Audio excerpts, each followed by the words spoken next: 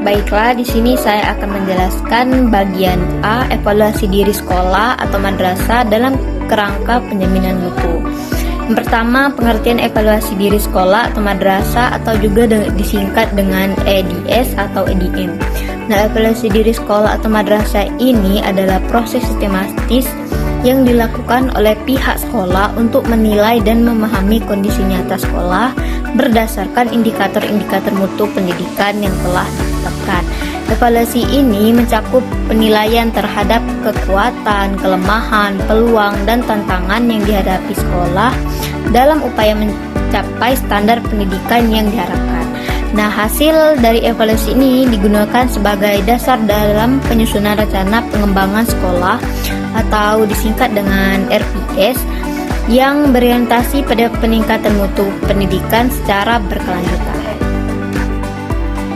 Tujuan EDS atau evaluasi diri sekolah yang pertama yaitu menilai kondisi real sekolah atau madrasah terhadap standar nasional pendidikan.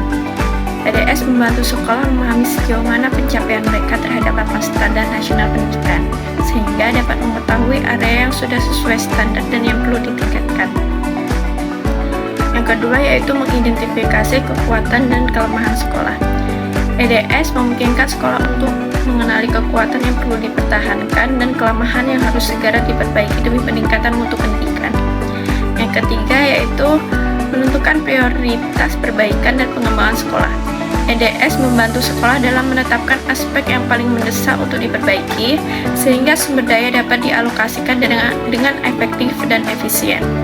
Yang keempat yaitu menyusun rencana pengembangan sekolah berdasarkan hasil evaluasi.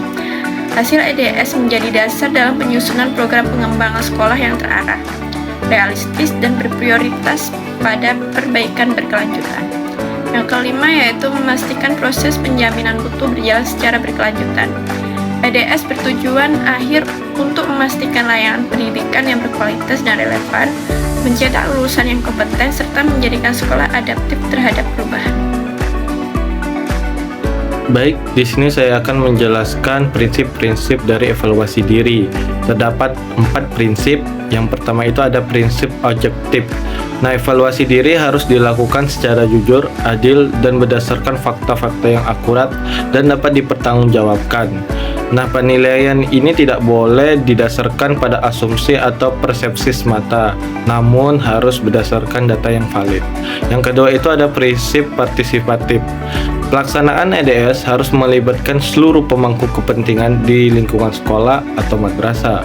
Ini bertujuan agar hasil evaluasi lebih komprehensif dan mewakili berbagai sudut pandang. Yang ketiga itu ada prinsip transparan. Seluruh proses dan hasil dari EDS harus dilaksanakan secara terbuka dan dapat diakses oleh pihak yang berkepentingan. Transparan bertujuan untuk membangun kepercayaan dan memastikan akuntabilitas dalam pengambilan keputusan. Yang keempat itu adalah prinsip akuntabel. Setiap hasil dari proses EDS harus dapat dipertanggungjawabkan secara moral, etika, dan profesional. Data yang dihasilkan harus memiliki bukti pendukung yang jelas. Sekian, terima kasih. Selanjutnya yaitu kerangka penjaminan mutu pendidikan. Penjaminan mutu pendidikan di sekolah atau madrasah mencakup 8 standar nasional pendidikan atau NSP, yaitu yang pertama ada standar ASI, yakni kelayakan isi dan cakupan kurikulum.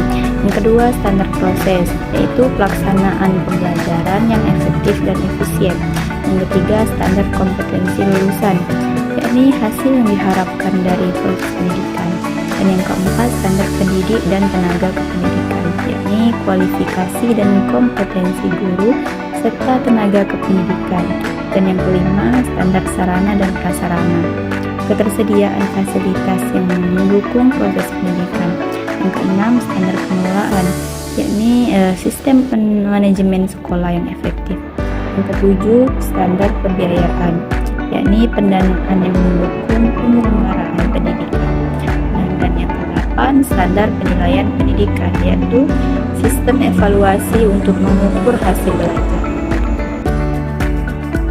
Yang berikutnya ada B, pelaksanaan evaluasi diri sekolah atau madrasah untuk penyusunan rencana pengembangan sekolah.